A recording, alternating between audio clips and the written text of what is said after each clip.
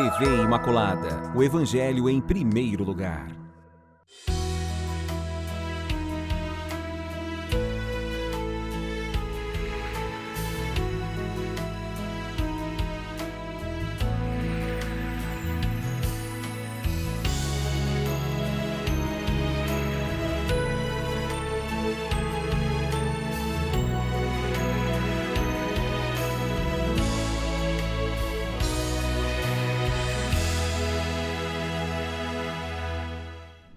Olá, queridos amigos, nosso programa Páginas da Bíblia, pronto para iniciar com você essa história de hoje, essa aventura de hoje, para podermos cada vez mais nos apaixonar por esse livro sagrado.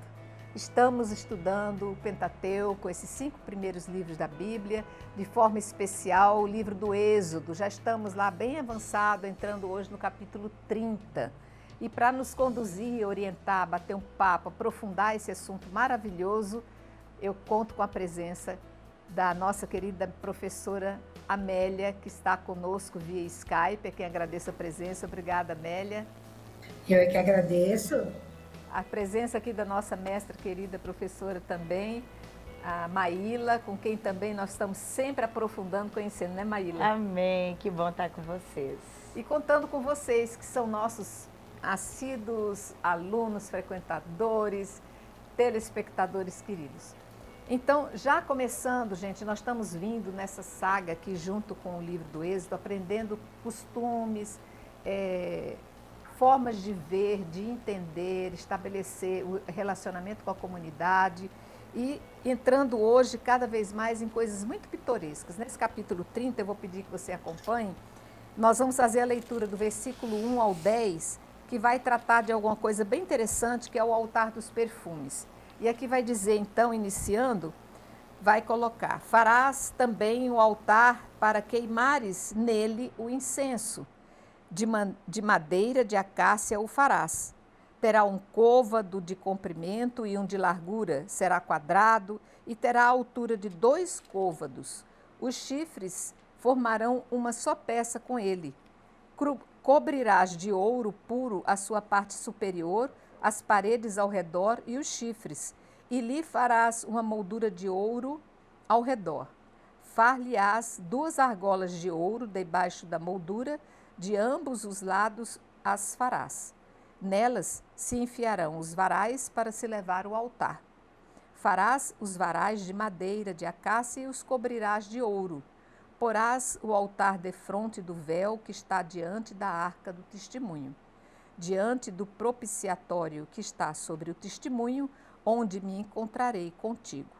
Arão fará fumegar sobre ele o incenso aromático. Cada manhã, quando preparar as lâmpadas, ele o fará fumegar. Quando a Arão acender as lâmpadas, ao crepúsculo, o fará fumegar. Será um incenso perpétuo diante de Yahvé, para vossas gerações. Não oferecereis sobre ele incenso profano, nem holocausto, nem oblação, nem derramareis sobre ele nenhuma libação. Uma vez no ano, Arão realizará sobre os chifres do altar o rito da expiação. Com o sangue do sacrifício pelo pecado, no dia da expiação, uma vez por ano, ele fará a expiação por si, pelas vossas gerações. Está consagrado de modo especial a Yahvé. Eu quero começar, Maíla, pode ser por você? Pode. Eu queria que você nos situasse aqui. Que época que isso se dá e por que é que isso aqui é conduzido, orientado, exigido por Yahvé, através de Moisés, para que as pessoas tenham esse proceder, os sacerdotes e os demais, né, que frequentaram o altar. Então, aqui a gente, ainda que nós estejamos dentro do livro, no contexto da Torá, né, os 5 primeiros livros que formam a Torá, ou Pentateuco, a redação, a organização dessas leis, elas vão se dar depois da volta do povo do exílio. Então, aí nós estamos depois do ano 586, quando o povo retorna do exílio. Então, ainda que tudo isso esteja sobre a ordem, as palavras ligadas a Moisés. Isso tudo é um contexto de autoridade que é colocada. Eles haviam ficado no exílio por quantos anos? Então, começa assim as grandes deportações de 538 antes de Cristo até o ano, aliás, 586 até o ano 538 antes de Cristo. Então aí nós estamos 500 anos mais ou menos antes de Cristo, certo. A questão do exílio da Babilônia. Então é nesse contexto, depois da volta que eles vão ter lá desse tempo do exílio, que nós temos toda essa organização litúrgica ligada aí ao templo. E como eu estava dizendo, tudo isso sob a égide, a autoridade de Moisés, porque é preciso colocar a autoridade de alguém. Então, é colocado aqui que tudo foi dado a ordem a Moisés, tudo foi ele quem fez, a Arão, mas a gente sabe que não foi dessa maneira. Durante o tempo da caminhada do povo no deserto, eles não tinham essa estrutura de templo, de litúrgica, de incenso. Claro, tinha toda a parte de culto, mas não dessa forma, né? Então, só para a gente entender que nem sempre as coisas na Bíblia, elas aparecem aqui numa ordem, mas cronologicamente estão nesse período. Tem sempre uma preocupação muito mais didática, né, de aprendizado, de orientação. E aqui, por exemplo, todas essas questões de leis, de organização do templo, que vão servir depois de maneira perpétua para o povo. Então, tanto desse período pós-exílio, quanto depois, já chegando perto de Jesus, também ainda continuam algumas dessas práticas.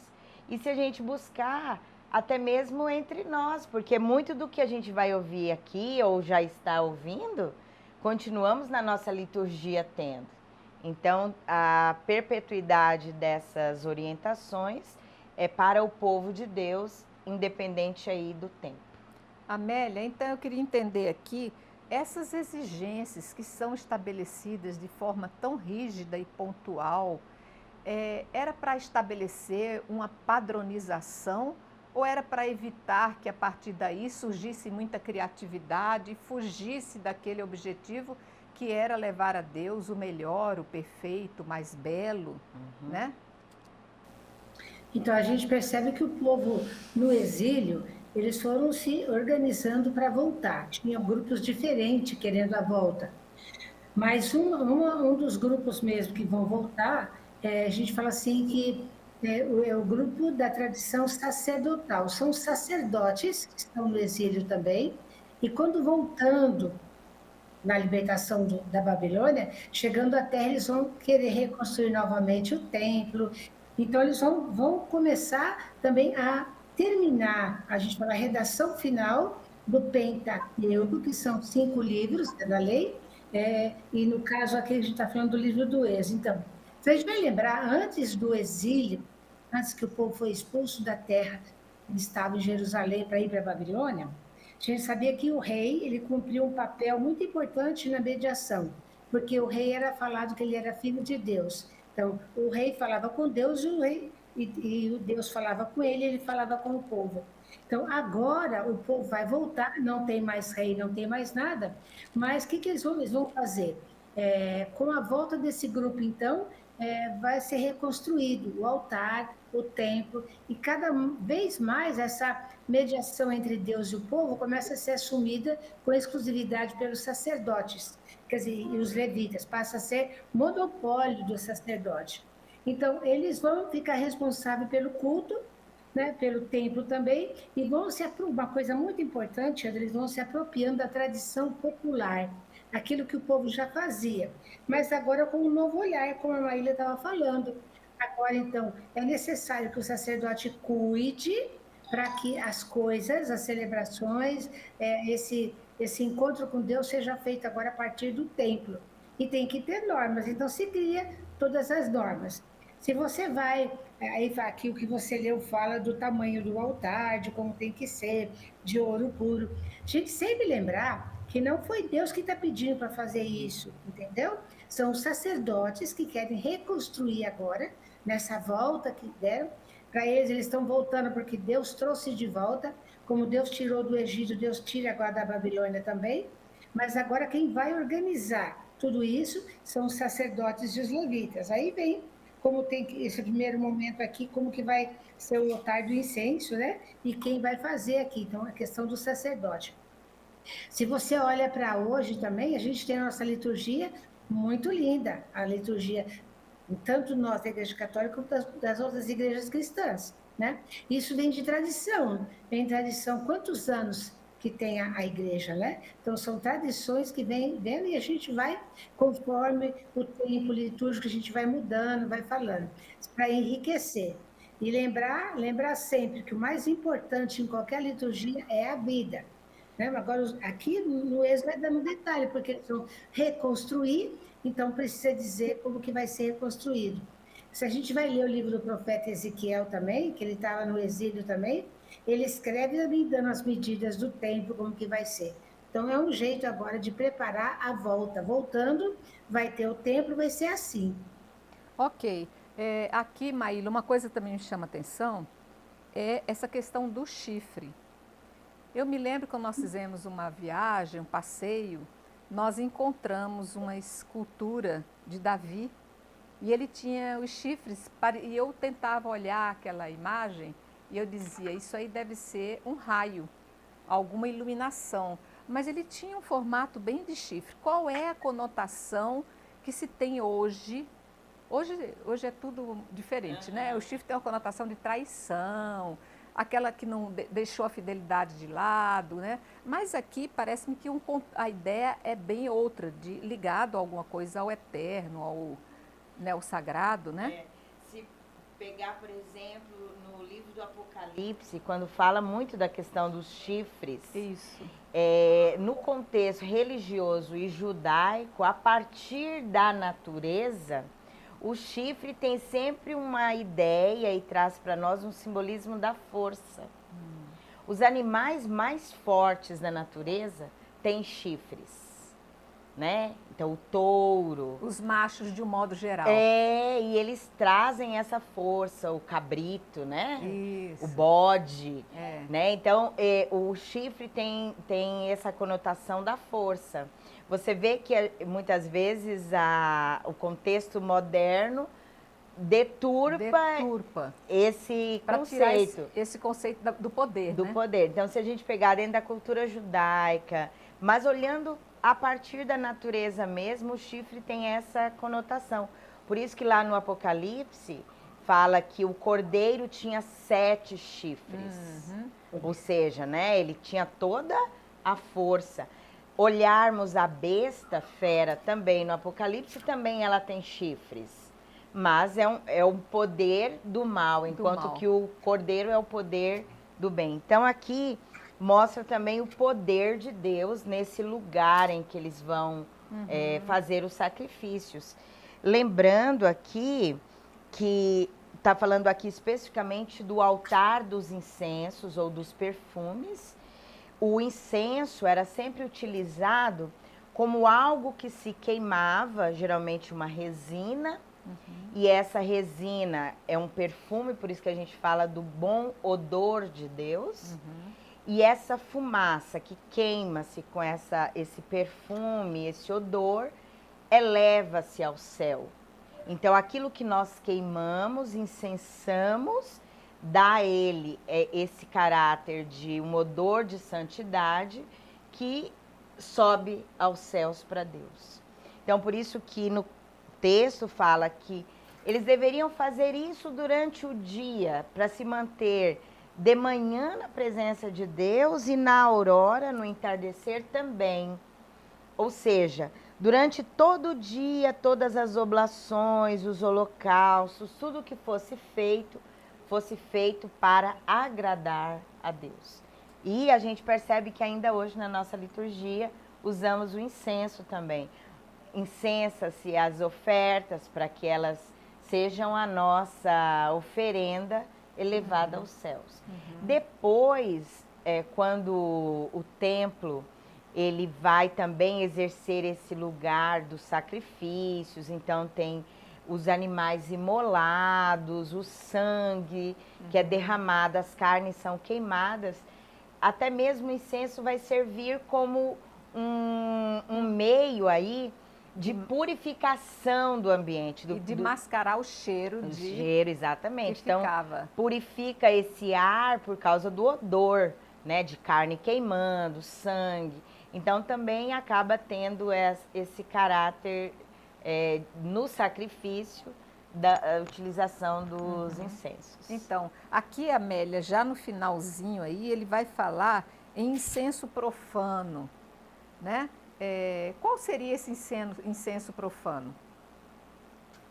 Quando ele fala de incenso, se a gente percebe nesse comecinho do 30, de 1 a 11 que você leu, parece que a gente está vendo assim que é uma consagração do universo todinho, do universo terrestre. Primeiro ele fala as vítimas para o sacrifício, depois a gente percebe que tem tecidos, tem material de construção, aí aromas da unção e como se fosse um holocausto vegetal e um incenso aroma. Também tem o reino mineral, vai oferecer as pedras preciosas também. E o povo é uma porção escolhida da humanidade, aquele povo ali, né? Que vai reconhecer que ele deve prestar tributo a esse Deus que é majestade. É muito bonito, interessante, né? O que fala aqui. Parece que logo nesse comecinho, reconstruindo o altar, o povo que volta, ele deve prestar tributo a esse Deus que os criou e os libertou. E também, por que Deus faz essa recomendação? Porque o povo judeu, o povo de Deus, eles estavam sendo conduzidos agora a afirmar com Deus essa aliança de fidelidade, de monoteísmo, a escolha de Deus único na vida deles, dentro de um contexto de povos que eram politeístas, que também ofereciam esses tipos de incenso, de ofertas para deuses. Então, quando Deus recomenda aqui, fala assim, não quero incenso profano, ou seja, não quero nada que vocês tenham também que oferecer a outros deuses e venham também oferecer para mim. Porque Deus é aquele Deus ciumento no sentido de que quer com o povo estabelecer essa fidelidade. Está comigo? Está comigo. Então não vai me oferecer nada daquilo que vocês também ofereceriam aos deuses falsos, aos ídolos. Façam uma decisão, ou a mim ou a eles. A memória que eles têm, Maíla, assim, ali no exílio, porque a pergunta ali é, por que nós estamos aqui? Nós perdemos a terra, o templo foi queimado, está tudo aqui. Por quê? Vamos chegar à conclusão que o pecado deles foi quando pediram um rei, que entrou também a idolatria. Então, quando você adora só a esse Deus Yahvé, ele não oprime, ao contrário, ele é o Goel, ele é o libertador, né? Então, aqui surge, é a primeira vez em toda a Bíblia que no exílio surge essa expressão de um Deus único, porque tem muitos deuses no mundo, e ali eles vão assumir esse único Deus. Então, pela primeira vez, vão decidir que é esse Deus, porque esse Deus que libertou, esse Deus que salvou, esse Deus que fez a aliança e cumpriu a aliança. A aliança foi quebrada não por Deus, mas pelo povo, quando o povo renegou Deus. Ok, gente, continuando, nós vamos aqui já para o versículo 11, que vai dizer, Yahvé falou a Moisés, dizendo, quando contares os israelitas pelo recenseamento, cada um pagará a Yahvé um resgate por sua pessoa, para que não haja entre eles nenhuma praga, quando os recenseares. Todo o que estiver submetido ao recenseamento dará meio ciclo, na base do ciclo do santuário, 20 geras por ciclo. Esse meio ciclo é o seu tributo a Yahvé. Todo o que estiver sujeito ao recenseamento de 20 anos para cima dará o tributo a Yahvé. O rico não dará mais e o pobre não dará menos do que meio ciclo, ao pagar o tributo a Yahvé em resgate por vossas pessoas. Tomarás o dinheiro do resgate dos israelitas e o entregarás para o serviço da tenda da reunião. Ele será para os israelitas um memorial diante de Yahvé, para o resgate de vossas pessoas. Maíla, aqui e Amélia, aqui eu acho que começa-se a ver o entendimento de que a vida é um dom, é um presente, mas é preciso que haja o reconhecimento do valor dessa vida. E esse reconhecimento tem que ser colocado de forma concreta, prática. E eles vão estabelecer aqui um padrão, para que nenhum pague mais. Não será em função daquilo que você acha que é diante de Deus, não é isso, Sim, Maíla? também. E lembrar que todo esse culto, toda essa estrutura que agora eles vão ter religiosa, exige também gastos. Então, o tributo aqui tem esse caráter de devolver, de me sentir responsável, e aí eu contribuo. Por isso, todos, tanto o rico quanto o pobre, a partir de uma certa idade, deve contribuir para que aquela manutenção religiosa aconteça. E tem também esse caráter da responsabilidade, devolver a Deus. Aqui não é o dízimo. Você vê que é um tributo, um pagamento, uma devolução. Mas no sentido de me sentir responsável também por aquilo ali.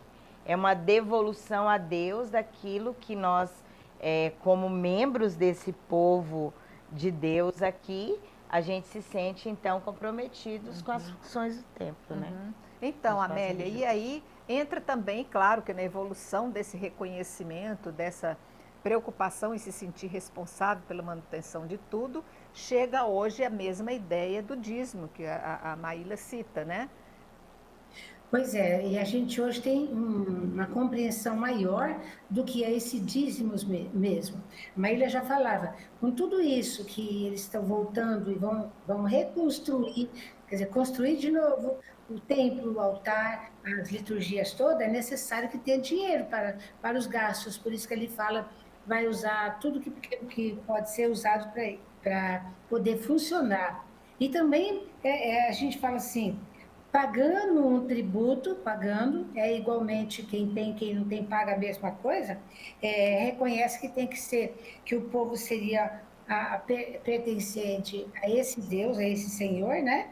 E que esse dinheiro que consegue no culto, ele é também para as despesas, para as coisas. E você olhar para hoje também, o dízimo serve, então, para as despesas que temos com a comunidade, com aquele que preside, com todos os gastos que se tem, mas também cuidando daqueles que, por um motivo ou outro, não têm nem o que comer, nem onde morar, nem nada. E aí nós temos grupos nas nossas comunidades de vicentinos, outros grupos que atendem as famílias que precisam, aos idosos, aos doentes. Então, aqui já surge não só para construir, não só para trazer de volta ao culto, mas também para cuidar da vida. Tá. E aqueles que mais necessitam também têm que ser cuidados com esse dinheiro que é resgatado, que a gente consegue no culto, nas celebrações, né? Tá. Que a gente chama de dízimo. Tá. Então é bem isso aqui mesmo. Tá certo. O povo pertence ao Senhor, com isso, se assume que existe só um Deus. Quem é esse Deus? Essa memória. É o Deus que libertou, o Deus que caminhou no deserto, o Deus que deu pão, o Deus que deu água, o Deus que deu carne. Então, Deus que provê, que cuida. Ora Deus estava na frente, ora Deus estava atrás, cuidando dos perigos.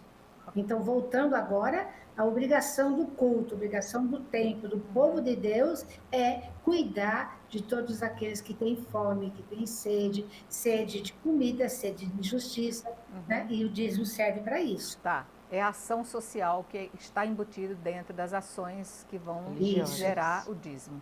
Eu vou pedir um pequeno intervalo, já voltamos com esse assunto interessantíssimo. Até daqui a pouco.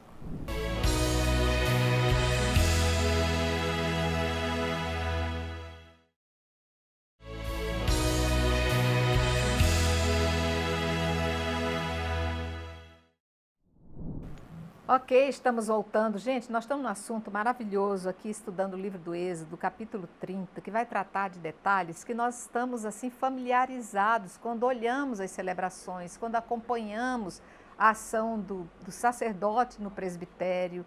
Tudo isso aqui é uma tradição que se segue milenar.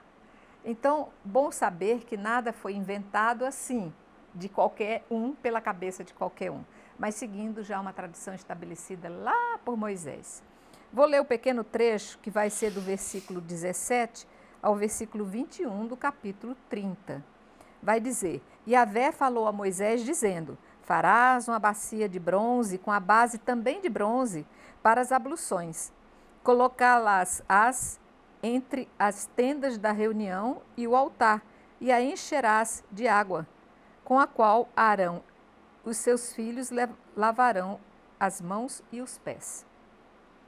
Quando entrarem na tenda da reunião, lavar-se-ão com água, para que não morram, e também quando se aproximarem do altar para oficiar, para fazer fumegar uma oferenda queimada para Yahvé. Lavarão as mãos e os pés e não morrerão. Isso será um decreto perpétuo para ele e para sua descendência, de geração em geração.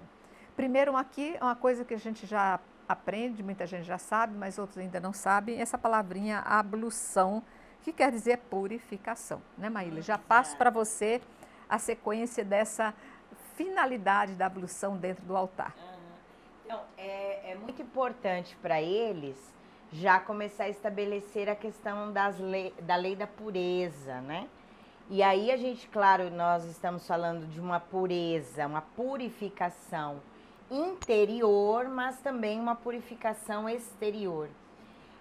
Para o povo, para os sacerdotes, toda essa linhagem, purificar-se exteriormente era uma forma de purificação interior. Então, o meu interior está puro, então eu manifesto isso exteriormente, lavando as mãos, lavando os pés. Por isso que aqui em alguns momentos será uma imersão, vai ter lugares que eles entram dentro da água, dentro das bacias, dos tanques, para mostrar essa purificação. Essa necessidade de se limpar por inteiro. Isso, mas no fundo, outra hora vai ser apenas a lavagem das mãos, dos pés, então ou por imersão ou por aspersão até. Mas sempre com esse caráter, não adianta lavar o exterior, purificar o exterior, se dentro não estiver purificado. É isso que Jesus tanto vai bater. Então, por isso que é importante conhecer isso aqui no Antigo Testamento, para entender como Jesus lidava, por exemplo, com isso. Jesus, de maneira alguma, era contrário a essas práticas rituais de pureza. Mas Jesus queria mostrá-los muito mais do que isso. Não basta vocês se purificarem, lavarem as mãos bonitinho diante das pessoas, se dentro de vocês continua o que é impuro, continua o pecado, continua aquilo que Deus abomina.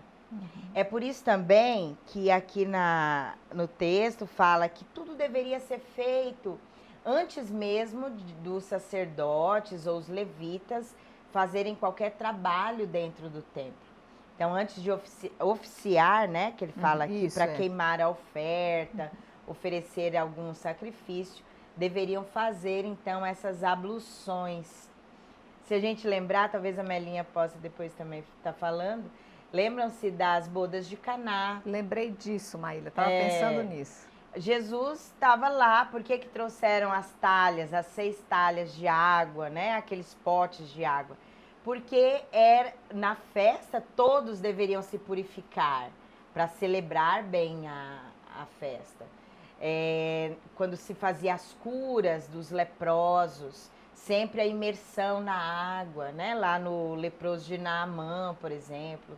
Jesus, quando vai curar o cego, passa a lama, manda se lavar, é a purificação. Nós também utilizamos isso ainda na liturgia. O sacerdote, o padre, antes de consagrar o pão e o vinho, ele faz uma purificação Não só é a purificação, lavagem da mão em si, mas, Senhor, purifique-me dos meus pecados, das minhas faltas, para que eu possa dignamente oferecer esse santo sacrifício em favor do teu povo. Então, perceba que entender essas práticas rituais aqui é ir além. Não basta só olhar o gesto em si, mas o que ele quer nos levar a uma pureza, uma purificação interior que nós devemos ter com Deus. É interessante porque aqui a gente fala de uma ritualística e fala de espiritualidade. Mas se você entrar no campo sanitário, no campo da saúde, isso se emprega com a mesma força. É preciso que antes, eu me lembro, a gente criança, papai falava assim, só pode sentar na mesa depois que todos lavarem as mãos. Há, através daquilo, um sentido dessa purificação, mas há também o cuidado em que eu não transfira para o alimento aquilo que o mundo me contaminou. O que eu peguei, o que eu mexi, onde eu apoiei a mão. Não é isso, Amélia? Toda a bodas de Caná em João 4, né? Então, na João 2. Então, na realidade,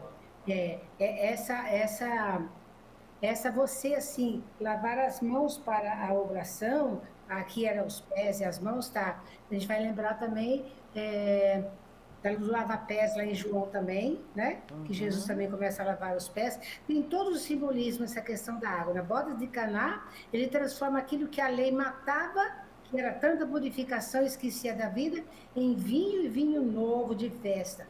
Né? Então a gente vai em lava-pés, o significado de lavar as mãos dos pés é estar a serviço. Então a gente vai aprendendo também que não é hoje, a gente lava as mãos da refeição para higiene, lava depois também. Então é todo um ritual que a gente tem que saber como usar isso. Não ser uma lei que massacra, que acaba com a beleza da liturgia, mas todo um significado de se limpar por dentro, para escutar a palavra e pôr em prática, viver o projeto de Deus. Ok, gente, então vamos seguindo, nós vamos entrar agora no versículo 22, que vai dizer, Yahvé falou a Moisés dizendo, quanto a ti procura bálsamo de primeira qualidade, 500 ciclos de mirra virgem, a metade, ou seja, 250 de cinamomo balsâmico e outros 250 de cálamo balsâmico, 500 ciclos de cássia, segundo o peso do ciclo do santuário, e um hin de azeite de oliveira. Com tudo isso, farás um óleo para a unção sagrada, um perfume aromático, trabalho de perfumista. Será o óleo para a unção sagrada. Com ele ungirás a tenda da reunião e a arca do testemunho, a mesa com todos os seus acessórios, o candelabro com todos os seus acessórios, o altar dos perfumes, o altar dos holocaustos com todos os seus acessórios e a bacia com a sua base. Consagrarás essas coisas e serás muito santas, e serão muito santas. Quem as tocar ficará santificado. Ungirás também a Arão e a seus filhos e os consagrarás para que exerçam o sacerdócio em minha honra. E falarás aos israelitas dizendo, isto será para vós e para as vossas gerações um óleo de unção sagrada. Não será derramado sobre o corpo de nenhum homem, e quanto à sua composição, não fareis outro semelhante a ele. Isto é coisa sagrada para vós. Quem fizer um outro parecido e colocá-lo sobre um profano será retirado do seu povo. Maíla, eu vejo aqui uma preocupação de que, uma vez que esse povo era muito dado, como você bem colocou, a muitos deuses, a muitas ideologias, a muitas propostas, que eles não comecem a tirar isso que é considerado sagrado para oferecer a outros deuses e haver aquela miscelânea, colocar Deus como um Deus a mais. Exatamente, é sempre uma preocupação, nem que a gente traga de fora para dentro do povo de Israel esses conceitos, nem também comece a utilizar isso que os sacerdotes e até por orientação de Deus, né, não é Deus diretamente que está falando tudo isso, levem isso também para fora, né, da cultura e da questão religiosa. Não virar bagunça, não virar bagunça. Mas perceba que aqui ele está falando da questão da unção, né, o óleo da unção, que é tão importante. E enquanto você lia, eu ficava aqui imaginando a nossa liturgia, Isso. né? Tanto a liturgia ritual como a liturgia sacramental, que em tudo tem o óleo, né? Não é, Amelinha? A gente vê isso nos sacramentos, a começar do batismo, quando você nasce na fé, você é ungido. E ao morrer, na unção dos enfermos, na extrema unção, você também vai receber o óleo, né, santo, o óleo dos enfermos, o óleo aí dos moribundos, para que você também parta para junto de Deus. E isso perpassa toda a liturgia sacramental. A crisma, você é ungido novamente. No sacramento da ordem, o padre também vai ser ungido para o seu ofício. Na liturgia, nada se utiliza antes de ser ungido. O altar, que simboliza o Cristo, é ungido, é derramado Na sua óleo. consagração, Na né? consagração daquele óleo. A igreja é ungida, né? Nós vivemos essa prática aqui que ele fala do óleo constantemente na nossa vida de igreja. E da onde vem? E acho que é aí que é importante conhecer esses textos. Porque muitas vezes, pela falta de formação e de saber mesmo, muitas vezes a gente não compreende, fala, nossa, para que tudo isso? Por que usa óleo? Por que tem que fazer isso? Então a gente entende de onde vieram essas práticas e o sentido. Tudo deve ser consagrado e se torna santo quando é ungido, marcado e separado para Deus. Então, Amélia, não se pode compreender a unção, as ritualísticas pela unção sem a presença do óleo, né? Quando você estava lendo, eu fiquei escutando como é que foi. Era mirra, era canela, era acácia e 3,5 litros de azeite. Como que não é cheiroso? Quer dizer, aí eu me lembrei do Salmo 133, que fala também assim: vede como é bom e agradável os irmãos conviverem unidos, como um unguento precioso na cabeça, que vai descendo até a barba de Arão, que vai descendo até a franja da sua veste. Como eu falo do irmão que vai descendo sobre o monte Sião, porque aí o Senhor manda a bênção e vida para sempre. Então, esse simbolismo também da unção, uma comunidade reunida, uma paróquia, uma comunidade unida em oração, na liturgia, na vida do povo, ela é igual esse unguento, essa unção que é derramado na cabeça de Arão, que era o sacerdote, que escorre pela barba, pelo corpo todo. Então, esse cheiro, essa unção faz com que toda a comunidade que vive esse projeto, ela fica toda perfumada de vida, de responsabilidade. Isso é muito importante. A unção é para todos. Quando a Marília repetiu, quando que a gente é ungida. Mas os pais também ungem seus filhos também. Né? E já era um gesto também que com os gregos eles faziam esse óleo no corpo todinho para dar força, para dar, né, para ficar forte. A unção ela é muito bonita, mas tem que entender o significado. Não é uma coisa à toa, né, para lembrar. Faz memória, mas fazer memória é trazer para o coração. Por que se usa? Né? É interessante, ontem eu faço parte da corte de São José. A Maíla foi uma das nossas instrutoras. E todo mês, no dia 27, eu faço o meu compromisso de honrar minhas orações diante da presença de São José. E onde eu fui numa comunidade, estava silêncio, vazio, como sempre, uma imagem de São José bonita, eu pus minha cadeira e fiquei ali fazendo minhas orações. E eu senti um cheiro de bálsamo, que alguém deve ter passado ali por perto, aquele cheirinho gostoso. E como o aroma, assim como você visualizando a fumaça se eleva a Deus, o aroma que entra na sua narina também eleva a Deus. Desprende o seu espírito, né? E como o contrário, deprime. Esses dias fui fazer uma limpeza em determinado lugar, uma limpeza que tinha sobras de não sei o que, de um encontro de alguma coisa ali, do meio de água. Gente, aquilo estava com um cheiro, parecia gente morta. Como esses aromas fétidos nos rebaixam, nos deprimem. É por isso que se pede que os altares tenham isso, o incenso que perfume, né? Esses óleos que na unção e em você ter o carinho de colocar, ajuda toda a comunidade a se elevar. Como isso está ligado à necessidade humana, né, Maíla? O nosso humano, a nossa parte física, precisa desses estímulos, né? Que ou nos elevam ou nos rebaixam, né? Então, por isso que não são assim, podia fazer sem isso? Sim, mas tudo isso é um meio, tudo isso é um instrumento para que a gente, da melhor maneira possível, a gente possa elevar o nosso coração, o nosso pensamento, nos conectar realmente com Deus. Muito bem. Eu vou pedir agora, gente, só para a gente poder fechar esse capítulo de hoje, entrando no 31 já, o capítulo 31. É um pouquinho longo, mas eu vou ter que ler sobre essa questão dos operários no santuário, que vai falar. Yahvé falou a Moisés dizendo, eis que chamei pelo nome a Bezaleel, filho de Ur, da tribo de Judá.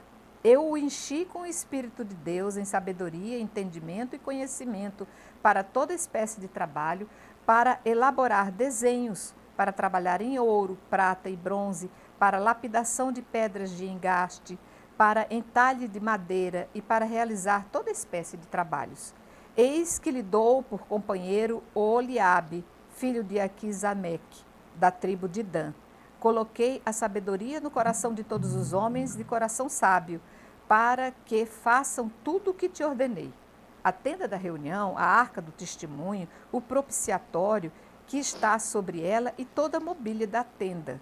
A mesa com todos os seus acessórios, o candelabro de ouro puro com todos os seus acessórios, o altar do incenso, o altar do holocausto com todos os seus acessórios, a bacia com sua base, as vestimentas litúrgicas, as vestimentas sagradas para o sacerdote Arão e as vestimentas dos meus filhos para o exercício do sacerdócio, o óleo da unção e o incenso para o santuário.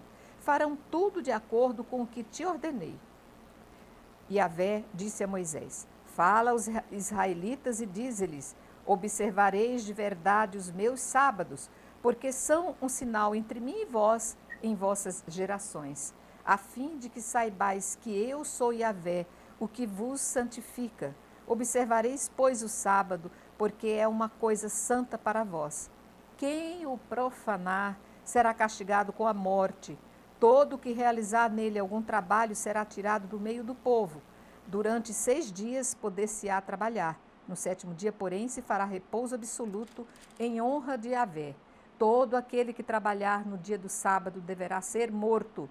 Os israelitas observarão o sábado, celebrando-o de geração em geração como uma aliança eterna. Será um sinal perpétuo entre mim e os israelitas, porque em 6 dias Yahvé fez os céus e a terra. No 7º dia, porém, descansou e tomou alento. Quando ele terminou de falar com Moisés, do Monte Sinai, entregou-lhe as 2 tábuas de testemunhos, tábuas de pedras escritas pelo dedo de Deus. Aqui eu vejo, meninas, parece-me que eu estava vendo assim a atuação dos nossos sacerdotes, observando todo o equipamento, vamos dizer assim, é grosseira essa palavra, mas todo o material litúrgico que é usado nas celebrações e nos exercícios espirituais, exercícios litúrgicos, né, Maíla? Sim, aqui quando no início do capítulo 31, ele está dizendo, olha, tudo isso que vai ser utilizado no serviço litúrgico, no serviço do santuário religioso, vai ser usado para Deus, mas não esqueçam que foram feitas por mãos humanas. É bonita a pedagogia de Deus, que Deus tudo podia fazer, mas Deus sempre conta conosco para fazer as coisas. Só que faremos a partir dos dotes, dos dons que Ele dá. Então, por isso que o texto fala, olha, Ele escolheu lá Bezaleel e Oliabe para serem exemplos de todos os trabalhadores, de todos os artesãos que fizeram todas esses objetos, esses utensílios, mas fizeram a partir dos dotes que Deus lhes deu, né? São as nossas capacidades.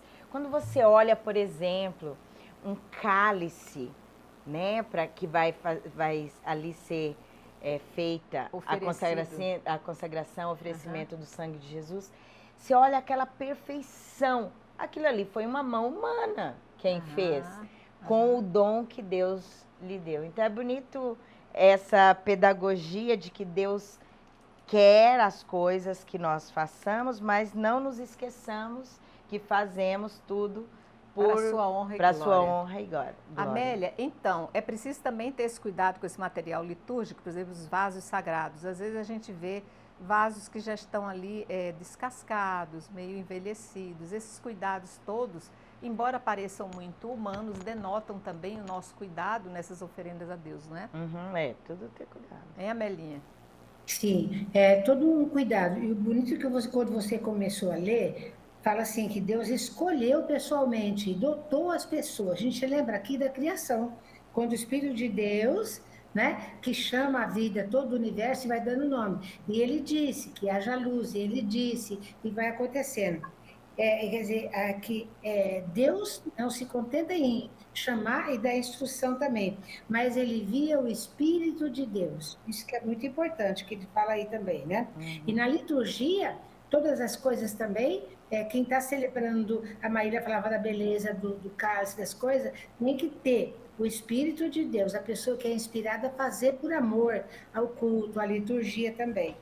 Outra coisa importante que você leu também ali, a parte do versículo 12, a questão do sábado. A gente vai lembrar também da criação, lembra? No Êxodo 20 fala do guardar o sábado, porque a questão do trabalho. Onde o povo está? O povo está no exílio. No exílio ele é escravo, não descansa. Então, quando ele faz memória da criação, quando ele faz memória, ele fala que Deus trabalhou 6 dias e no 7º Deus descansou. Então, se Deus descansou, nós temos direito de descansar também. Então, o sábado aqui chega a ser, a gente fala assim, a síntese de toda a aliança. Você trabalha mesmo, trabalha 6 dias, mas o sábado é o dia do descanso. E lembrando que faz um relacionamento da criação com Deus, e que Deus cria esse povo também. Então, se Deus é criador do universo, ele descansou, o povo também tem que descansar. Então, essa mensagem do sábado é muito importante. Né? Você tem que guardar tudo, mas ele fala, guardarão o sábado em todas as gerações como aliança perpétua. Será o sinal perpétuo entre mim e os israelitas, porque o Senhor fez o céu e a terra em 6 dias e no 7º ele descansou. Então, a questão do descanso é muito importante para todos nós, porque o descanso, além de descansar o corpo, é o dia também consagrado ao Senhor. Então, o dia que você se consagra, que você participa do culto, onde você mora, onde você faz. Não esquecer nunca a questão do descanso. Ok, e nós transferimos, depois que o Senhor ressurgiu, né? Transferimos o descanso do sábado para a alegria, aleluia, e os exercícios espirituais é o domingo. Consagremos o nosso domingo ao Senhor, né? Então, com isso, eu quero agradecer a presença das nossas mestras. Maíla, mais uma vez, sempre muito obrigada. Feliz. Amélia, via Skype, agradeço você estar participando conosco. É muito bom estar aqui sempre. Ok, e a você que está sempre conosco, não deixe de estar, porque estar aqui é sempre aprender. Fiquem com Deus e até o nosso próximo programa Páginas da Bíblia.